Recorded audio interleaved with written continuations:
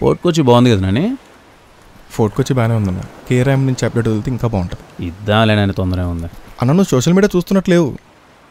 2 yearsకి 2 సినిమాలు చేసామని తెగేసుకుంటున్నాను మనల్ని. నన్నెందుకు ఇప్పుడు సీనియర్ హీరోస్ అనుకో అన్న, వాళ్ళంటే 2 సంవత్సరాలకు ఒక సినిమా చేసుకున్నా పర్లేదు.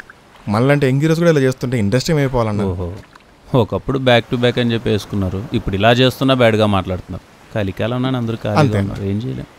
ఏం చేయలేమంటావు ఏంటన్నా? మన సినిమా నుంచి గ్లిమ్స్ చేద్దాం. ఎప్పుడు? మన బర్త్డేకి అప్డేట్లు వద్దు నాను.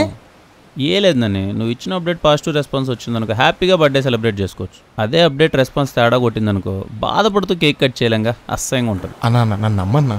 నేను అంత కాన్ఫిడెంట్గా ఉన్నావా? నువ్వే కదన్నా సినిమా రిలీజ్ వరకు కాన్ఫిడెంట్గా ఉండొద్దన్నావు. మళ్ళీ నువ్వే కాన్ఫిడెంట్ అని అడుగుతున్నావు. అది ఇప్పుడు చెప్పడం అవసరమా? డెబ్యూగా అన్న నోటుతో మంచి రియలైజేషన్, ఒక ఎలివేషన్ ఇచ్చొస్తా మన గురించి. ఇచ్చిరాపు. ఈ నెల 14th కేరాంప్ నుంచి ది రిచెస్ట్ చిల్లరగా వస్తున్నాడు, చూసి ఎంజాయ్ చేయండి.